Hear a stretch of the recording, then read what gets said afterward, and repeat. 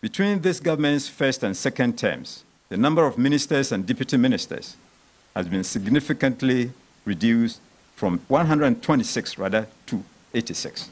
This is because we are a listening government. The truth is that this government has managed the economy diligently and well. The hardships we are experiencing in Ghana are being experienced everywhere because of the COVID-19 pandemic and the Russian-Ukraine war. Chair of the governing New Patriotic Party, Stephen team there. This was a press conference that it had two purposes: to respond to the NDC's True State of the Nation that was presented by ex-chair Johnson Esiedu Ketia just about 2 weeks ago. Okay. Honorable Kwesiakwa is still with us in studios, MP for Chimoda constituency. Also, Professor Francois Jampo is here, Samuel Okujeto Ablakwa is here, and lawyer Martin Bebo. Now, what do you say that, Mr. Akwa, the chair's diagnosis of the state of affairs is a fair appreciation of the sentiments and the concerns of the Ghanaian people with what we are faced with now, the current economic quagmire, and how it's impacting on all of us? And we constantly been referred to what was the case maybe 4 or 5 years ago, and ascribing our hardship now to what is happening externally, and a less appreciation of what could have been done, what has been done internally, which has contributed to the current hardship that we're faced with. And it is indeed the case that what we are going through now is what is experienced or being experienced all across the world? Alfred, thank you. Our governments and activists and officials have been the first people to admit that we are in a very abnormal times. Times are not normal. And we have tried to explain it from the point that if you check the economic indices that this country recorded in the first half of this government, everything pointed to the fact that we were on the right track. And so if COVID struck, which was a global phenomenon, the whole world was affected, none could go, none could come. I mean, workers were asked to be at home. That was a phenomenon we haven't experienced before.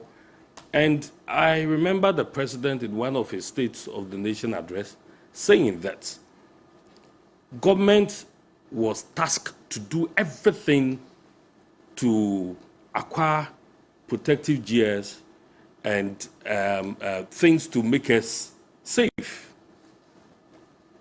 Then when COVID struck, we were all looking up to government. Now, after COVID, and perhaps we had come out of the woods, it's as if that nothing had happened. Just as we were trying to regenerate and rejuvenate the economy, then we had Russia, Ukraine. And you see, anytime you mention these two global issues, you sharply get rebuttal from our friends and others who think that, look, I mean, one of the serious jokes is that even places where the bombs were being thrown at have recovered. So why would we say our issues are attributable to Russia and Ukraine? Sometimes some of these rebuttals come to an extent that if you're not careful, you get so confused. Because you know the indices, you know the parameters that we used in measuring how well an economy was doing. And so what happened? I mean, if the whole world is talking about Russia, Ukraine, and COVID, Ghana cannot be an island. So are you saying that what we are faced with now is solely as a result of the impact of Russia, Ukraine, and COVID? Yes, because No, are you saying that's what has resulted in where we are? basically because the economy had not been on a sound footing. We No, didn't have. are you saying that those are the only two factors that has resulted in this current economic situation? You see, what we needed during this period is homegrown policies. And just as we were putting ourselves together to be able to be Ghana beyond aid, this phenomenon struck. And you see, like I stated earlier, you have two prominent global citizens attesting to the fact that Ghana is suffering this much because of COVID, Russia, and Ukraine. The Vice President of the United States recently attested to that fact. The IMF chief had said that Ghana was on its right track until COVID and Russia and Ukraine. And that's how come the president stated during his fellow Ghanaian series that we know how to bring back the economy. But for those who are devoured by COVID, we do not know how to bring them back to life. And if our total dependence is on the global economy, and we haven't been able to establish ourselves homegrown policies that will make us self-dependent, I mean, at this point in time, we would definitely depend on some form of interventions that will make us stand on our feet. And so, clearly, if we check where we had come from, and we know that the whole world had suffered this same phenomenon, and what we are experiencing is being experienced worldwide.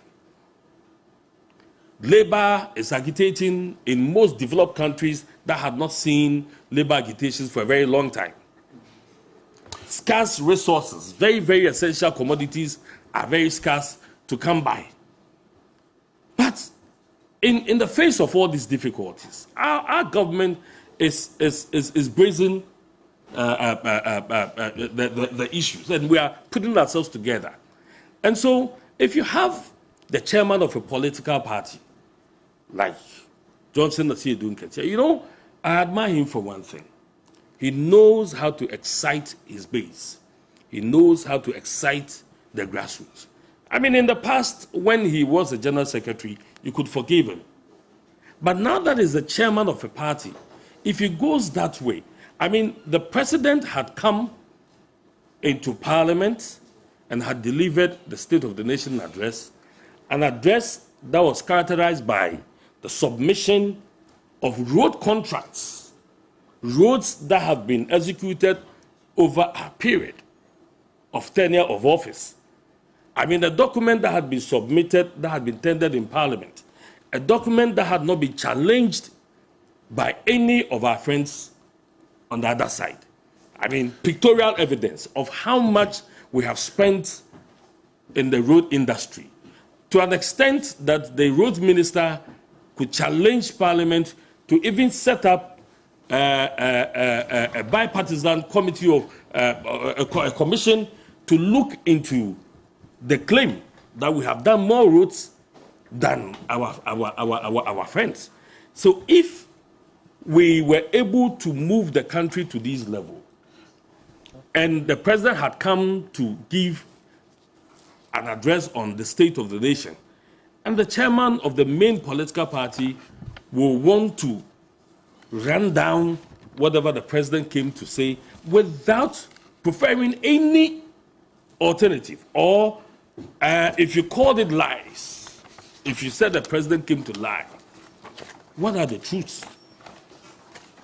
What are the truths of the economy? You see, well, beyond the concern beyond what the you refer to Johnson have said on the part of the Ghanaian people is that for how long can you continue to blame COVID-19 and Russia-Ukraine war for the current economic situation we find ourselves in, especially because of the details that we've seen in the Auditor General's report? For instance, as to how much money, and you know this, you've seen that report, is it not? The COVID-19 audit Yes, of the I've Auditor seen General. them. I've seen them. Government mobilized as much as what? 19.1 billion. Okay? And if you look at the sources, and this is the details of the report, per the report, an amount of approximately 2 billion was mobilized in 2021. So that added on to the 19.1. In total, 21.8 billion was mobilized to mitigate the impact of COVID from the contingency fund, the World Bank Group, the IMF that we are at for this liquidity support, the Africa Development Bank, the European Union, and the sale of Bank of Ghana COVID-19 bonds for the 2020, 2021, and 2022 fiscal years. We actually issued bonds, COVID-19 bonds, to raise money to fight COVID. Because You see, we had to pay in salaries. in the midst of it all, we had to pay salaries. So, but you know that the report, the Auditor General's report, indicates how much of this money was actually used to, as it were, address direct COVID-19 related issues. So, if that's the case, if this much money came in, and the Auditor General's report has pointed out some of these infractions and irregularities, would we be fair to the Ghanaian people in continuously blaming COVID for where we are? Because you see, when COVID struck, our revenue targets were not met. We had to continuously pay public sector workers.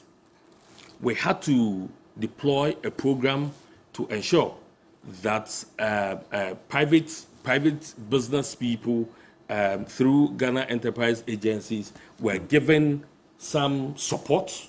No. That support actually went to entrepreneurs, and even that, questions were raised about how the disbursement was done and the beneficiaries of those interventions. I think we'll have to just make those distinctions clear. Private sector was heavily hit by COVID. Yes. There was no significant support from government on that, to private sector. I think there's evidence to that effect. The private sector wasn't supported. What specific support did government give to the private sector? Well, I don't have it at hand now, but I know the private sector were supported. In what form? In form of tax rebates. Tax rebates? Yes. To private sector? Yes, I can give you that proof. And the fact that if you say entrepreneurs benefited from the GEA support, I mean, these entrepreneurs are basically in the private sector. You understand? So if I talk about it, what I mean is generally, I mean, government thought about people who are, just as government was making salaries available to public sector workers, teachers and all that, they also thought about the private sector people, the entrepreneurs. You know, so we had not generated enough because of COVID. Productivity was done low, but we still needed to keep to our responsibilities. I mean, after COVID, the kind of hardships that other countries have gone through cannot be likened to what we are going through, because government is still responsible to make sure that we have power, to make sure that education continues. At that time, our brothers said that we shouldn't allow kids to go to school. We had to provide protective gears, nose masks, sanitizers, and all that to make it possible for our kids to be back in school. These are expenditure items. These are expenses that had been made within the period of COVID. And the economy had been sustained up to this point where we think that we need some support to shore up the economy and to make us self-reliant. And we know how we have come from the first half of our government running the economy till now, when COVID and Russia-Ukraine sent us back. And so if we're able to mobilize ourselves and we have this kind of support that we're looking for, Ghanaians will be better off. Mr. Blakwa, this is the position of the NPP, that's the chair, to your true State of the Nation address that your chair gave. that it's not a reflection of the reality of the situation on the ground. That's what he says.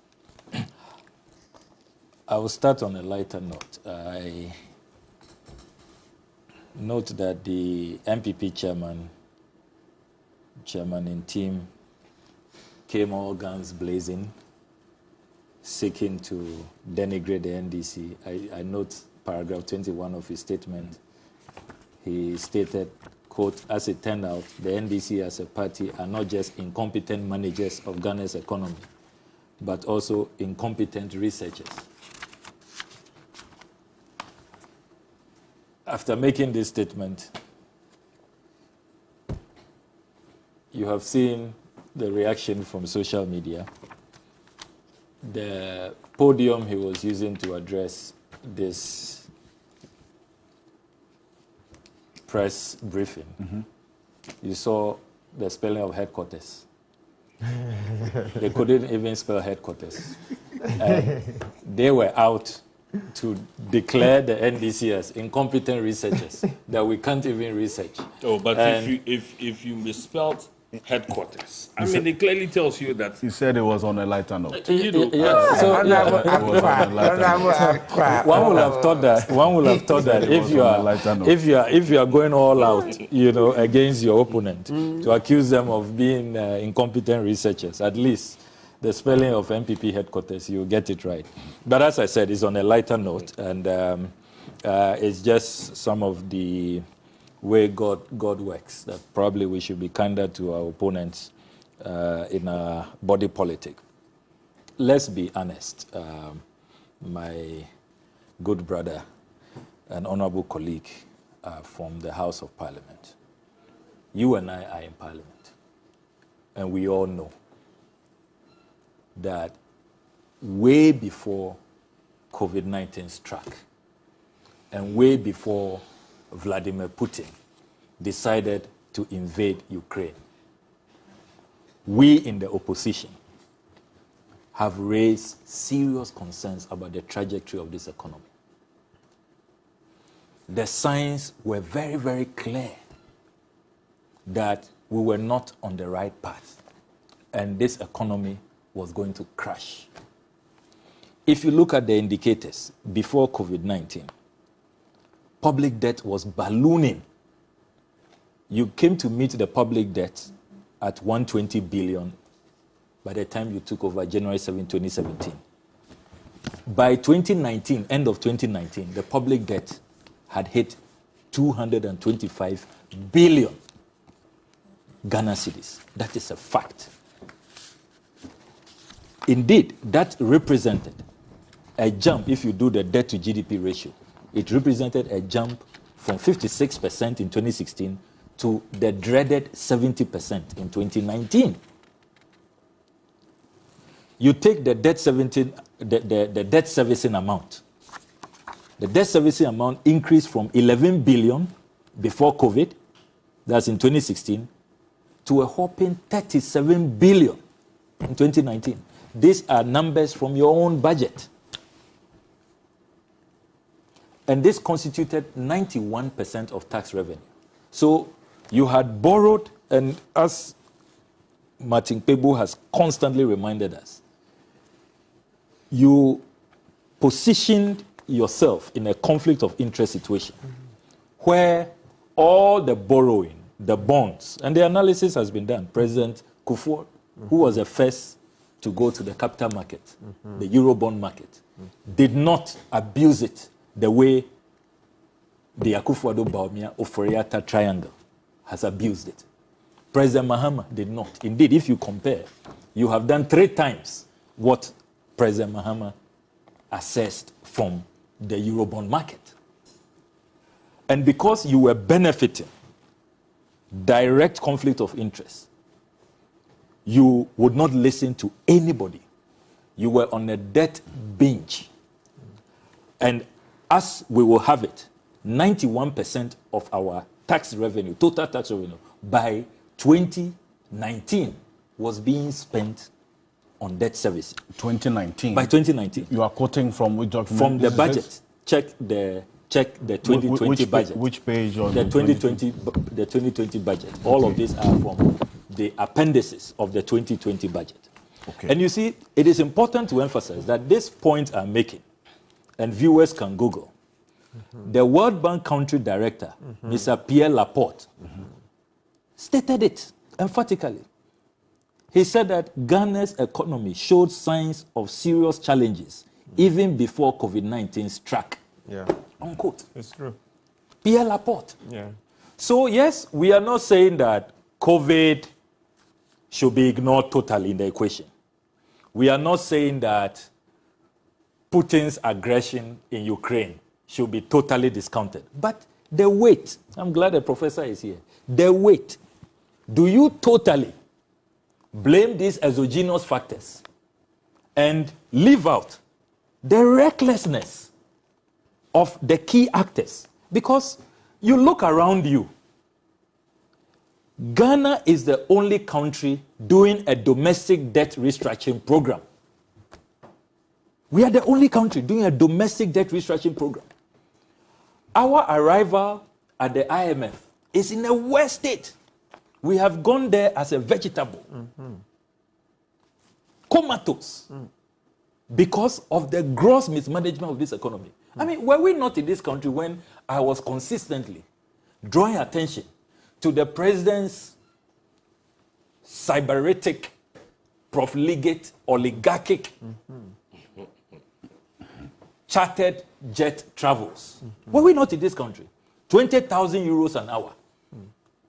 When the presidential jet is in pristine condition. When I asked an urgent question of the defense minister, he came to Parliament and said, oh, the president can't even shower in the presidential jet, you know, so it's not really fit for purpose and all of that. They sought to justify it. Now when we are broke, all the last 3 trackings I have done, he is back to the presidential jet. This jet that we were told cannot do long haul, can't take the president directly to America, directly to Europe. All of a sudden, it is doing these flights. He flew on the presidential jet to... Yes, I can confirm to you that all of the president's last trips from our unimpeachable tracking to Europe, he used the presidential jet. To New York, the recent one, indeed, he landed in New Jersey when we tracked. He used the presidential jet. He did a brief refueling stop in Santa Maria and then continued to New Jersey when we did the tracking. So all of that propaganda has collapsed. They were not listening. They were not listening. Look, even the financial sector cleanup, didn't you hear many experts, many analysts say that, look, you have chosen the most reckless path. Why don't you, instead of collapsing this, it's a 3 billion CD problem. Why do you want to spend over 25 billion? You have opted for the nuclear option. They wouldn't listen. They would not listen. Another pet subject of mine, I'll be remiss if I don't talk about it. National Cathedral. Yes, God bless you. National Cathedral. God bless you. A project which is now estimated that it will cost the Ghanaian taxpayer more than $1 billion. Can you believe that? The earlier estimate was about $400 billion. It started at 400 million. Remember, it started at $400 $100 million, went to 150, 250, 350, 400 million. The analysis we have done. Oh, so that's your own analysis. Yes, the 1 billion. Yeah, the 1 billion. And yes, because we can't. No. It's important. It's important. Let's improve It's it. important. So why do you put the estimated completion cost to $1 billion? The $400 million, if you read the agreement which we have cited, is only for the shell. It does not include the fittings. And you are talking about a museum, a cathedral to attract tourists. You certainly will have to go and buy all of these fittings. It is clear in the agreement that this $400 million is just for the shell and the designer, who, by the way, has received more than, market rate, inflationary pricing, incredible inflationary pricing. So you need to add the fittings, the artifacts, all those things they want to go and buy in Israel and all of that. You need to add it. Then remember that there have been massive demolitions as a result of this National Cathedral. I know there are some The in court. Malian ambassador, we owe him a replacement. We have only recently bought him land at Airport Residential. He's waiting for the building of his residence, which we demolish. You have to add that to the cost. Then Scholarship Secretariat, we demolished it. We have to replace it someday. You have to add it to the cost.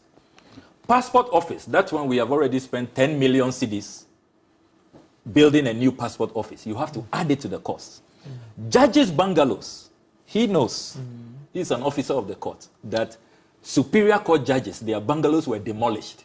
We had to spend thousands, hundreds of thousands of dollars in their makeshift accommodation, rental accommodation, whilst we are spending millions to build permanent accommodation for them, for their relocation at cantonments.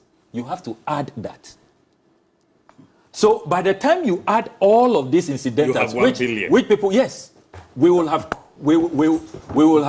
encumbered the Ghanaian taxpayer. Calculations. With 1 billion. Then don't forget, I'm not done. Don't forget that there were a number of private property owners who were affected. So I'm referring to COMSIS, the COMSIS IT firm. They are owed compensation. Then there's another company called Waterstone Realty. Yes. I think they are in court, right? They are in court. And I have seen the judgment that they are demanding. So you added that one. You have to add that. Yes, you must, because President Akufo-Addo is not going to pay from his pocket, or they won't go to the data bank profits they have made from money us. they should be returning. They will not return it. They won't use it to pay for it. It is the taxpayer. Then don't forget that the Judicial Training Institute was demolished. I have seen the Chief Justice's proposal to a number of banks. You know how much the Chief Justice says he needs to replace the Judicial Training Institute? How much? $50 million. $50 million? Yes. Because a functioning, nice, beautiful Judicial Training Institute was demolished. I mean, look at this country. Even if we must build a cathedral, first of all, it was never discussed. It didn't come to Parliament for us to debate. We don't know when it became a national project. The President told us it's a personal play to God. At this cost. So, look, many analysts and engineers, we have a lot of these engineers, architects amongst our ranks. Our chief whip is one of them. They even think the $1 billion figure is understated. It's very conservative. By the time you add all these looming judgment debts, these compensation demands, the replacement costs and all of that, we are in excess of $1 billion. So, recklessness. And this was all before COVID. I mean, did Putin tell President Akufo-Addo to go and build a cathedral? Is it COVID that caused all of this profligacy and recklessness? So, look, let's be honest with the Ghanaian people. We expected that Chairman in team will have distanced himself from, after all, as for President Akufo, he's become lame duck. He's going. If I was in Chairman in team shoes and I have this opportunity to, I'll be thinking of the brand of my party. Because what Akufo-Addo has done is to damage the brand of the MPP. How? So you are seeing that. So you are seeing that the brand of MPP. If you doubt that Akufo-Addo has damaged the brand of the MPP, listen to all those who are aspiring. Listen to all of them. See how they are running away from Akufo-Addo's track record. I have listened to Alan Chermantin. He says, oh, there a lot of mistakes. Yes, and it's a kind of thing we have all accepted. Yeah, a lot of mistakes. I said it here. A lot of mistakes. That the government and its actors have come to accept. He has said that he will not be appointing these numbers of people. I've listened to Kwabena Ejepong. Said same. He has said that, look, all these 3 deputy ministers, 4 deputy chief executives are these parastatals and all of that. It's needless. He will not do it. The National Cathedral, I've heard Kwabena Ejepong say that, look, he would not do that as president. He thought that if you make a personal play to God... In fact, he mentioned yes, it here, yes. Yes. So all the presidential aspirants are distant. I don't have to mention Kennedy Ejepong, Joe Gatti and the rest. They are being very smart. They see that Akufo-Addo has damaged the MPP brand.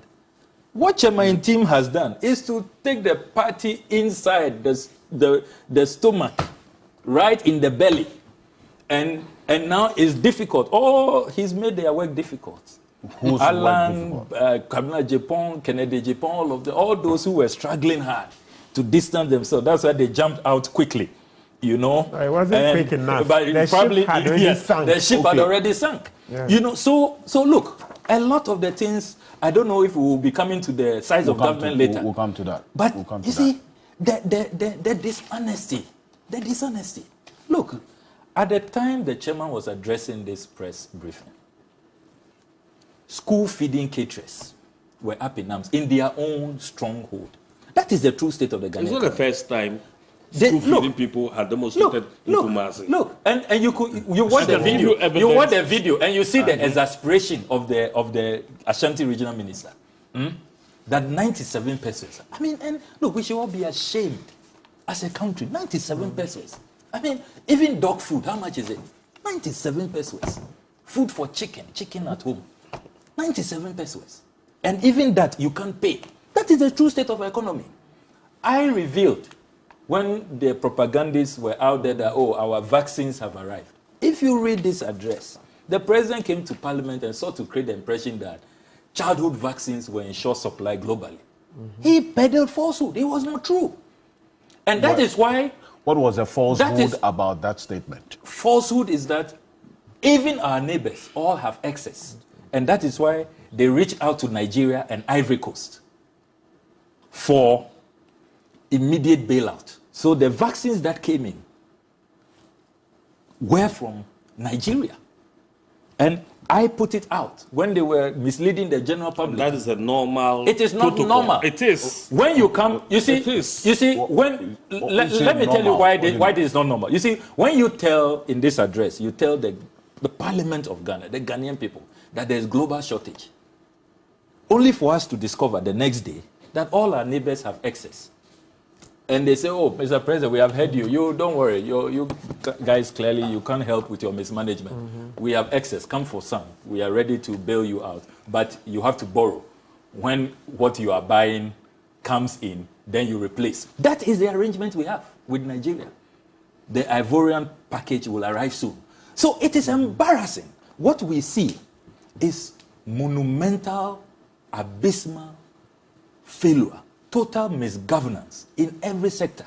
Look, you take agric, take industry, I need take, to go to Professor take Dampo. education, take roads. Let me conclude with the road sector. My brother clearly was not listening to us during the debate. He said President Akufo-Addo brought this document which has not been challenged. I'm surprised. During the debate, we challenged it. You did? Yes. We challenged, we impugned. Look, But the roads minister Yes. is also on record to have actually asked that if you wanted the audit If you of read- the if- details of the... if you he's ready read to if you read provide page 9 of this report, they give the NDC 2009 to 2016 only 5 interchanges, and then they arrogate all the other interchanges to themselves, including President Kufuor's own. Everybody knows in this country, and he's a member of parliament. If you check parliamentary records, the Pokuasi interchange project, President Mahama secured funding. It's an NDC project. Temamoto Way interchange phase 1. It's an NDC project. You have stolen it. I can't get any nicer word to use. And made it better. Obechebi interchange We phase stole it 1. and made it better. You stolen it. And made it better. It's Lego Underpass. You stolen it. NDC project. Suhum interchange. President Kufuor. Everybody knows. You can't even leave something small for the old man.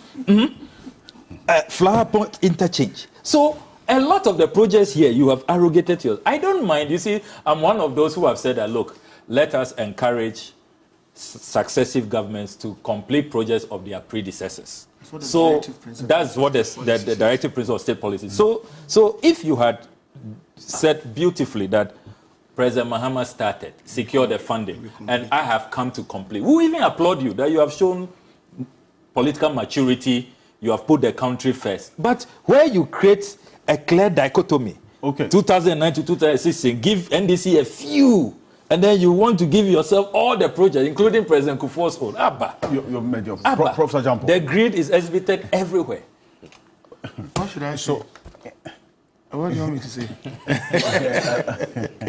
Unless there is nothing. Well, Then I'll I move.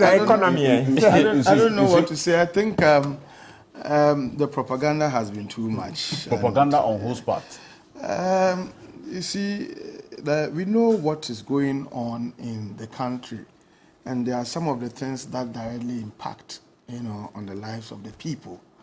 And so if somebody tells you, if you are hungry and somebody tells you that, no, you are not hungry, I mean, it becomes very painful. One issue that I picked out from the press conference was about the public debts. And I think that whether this regime borrowed more or not has been settled by the government's own statistics that is presented to the IMF. Whether this regime borrowed more or not, it's been settled by the government's own statistics it presented to the IMF. And so I do not see why a national chairman who works nowhere near the finance ministry would be in a press statement or in a press conference be saying things contrary to what the government's own statistics show. It just creates an impression that we must defend at all costs everything. And you see, it makes living in Ghana quite tiring. Okay, I'm tired about these divided opinions about this one said this one wants to controvert it, and in that case there should be some slant put on it, propaganda, like Sami just said. The directive principles of state policy enjoins regimes to endeavor to continue programs that have been initiated by predecessors. Okay, we are plagued with the challenge of policy discontinuities, and so for me, if you have a regime initiating a project and then another one comes to continue, what is patriotic and what sounds nationalistic is for you to say that we came and they had initiated this and we came to complete it.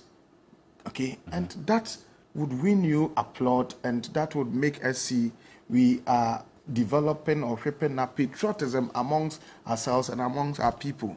But to completely say that, well, they did something little, and then you pick on the projects that they initiated and then tout them as part of your achievement without at least, I think when the N1 was being commissioned, Professor Mills, I think, invited President Kufuor because of the role that, I mean, that is trying state nation building. That's how it is done. That's true. And so I think, you see, so I always ask when these things happen, what do you want me to say? Because I am tired of this partisan view of things. Every now and then we must defend at all costs, we must criticize at all costs. It doesn't help. Let us begin to see the realities. We are talking about how COVID-19, whether it's our challenges have been as a result of COVID-19 and what we've done. Yes, it is true. Honorable Akwa was saying, yes, during COVID-19 time, government was paying salaried workers even though we were home. It is true. Government was paying some bills, water bills and light bills for a certain minute category of Ghanaian citizenry. That was true. It was also true that government did give incentives to some frontline workers, and government also prepared some food for some people who were supposed to be destitute and who government did that. Government did all these things. But it's also true that we received huge resources to help us in our fight against COVID. It is also true that even up till now, we are still paying COVID levy. Yesterday, I went to Palace Mall to buy a few things and said COVID levy. I said, so when will we be charged? Will we be charged COVID levy in perpetuity? How much have we raised so far? How much? And at what point in time will we say that, okay, we are done with COVID levy? Nobody is answering that. And the most important thing is also, in spite of the good things that the government did during COVID, what is the report? What is the audit report saying? Okay, because that should be our reference point. The Auditor General's report on the COVID-19 expenditure. Yes, that should be our reference point. Our reference point for discussion shouldn't be what the NDC is telling us. It shouldn't be what the MPP is telling us. It should be what the state institution mandated to undertake audit into some of these things. What they are telling, it should be, that's what we should be talking about. In fact, I made reference to that. Okay, so my point is, we should be tired about these. Somebody said this, somebody said that, and whose record is better, and defending at all costs instead of, you see, we cannot sail ourselves or navigate ourselves through these challenges if we don't bring ourselves together. I'm telling you. And so even if things are not good, and then the government in power, the party whose government is in power will try to whitewash and say that everything is all right. And so we have no, then you continue, you deepen the polarization. But at this particular point in time, we need to reach out to all, to bring all of us together, to rally behind the government, to be able to see whether we can navigate ourselves, from this crisis. And Otherwise, that is why it wasn't necessary for well, the point is this. Because you see, in politics, if you kept quiet and these things continuously. No, but you see, why I don't fault Asiedun Ketia for what he did was that, you see, the president blew up an excellent opportunity to reach out to call on all of us to help. When he did the sonar, in the sonar, there were so many things that he said. No, please. In the sonar, there were so many things. He reached out to Ghanaians. What did he say specifically? He has a copy of it, but I know. No, you see, in the sonar, so honorable, let me finish. See, when you were talking, I wasn't happy with the kinds of things you were saying, but I mean, we have to respect each other and give ourselves the time. But there were so many things that he said that I said, oh, Mr. President, these things, they were not really necessary.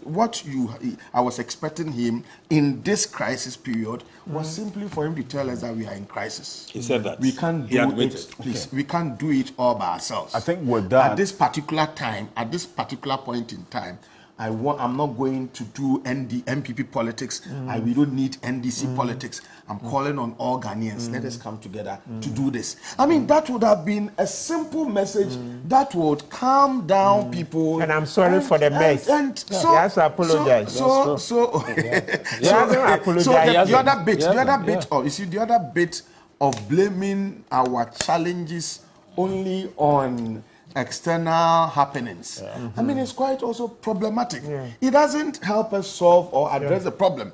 Honorable Akwa, it is never true that it is only COVID and Ukraine, Russia alone that have caused this crisis. It is never true. If you do that, then we can't solve the problem or provide a holistic solution to the problem.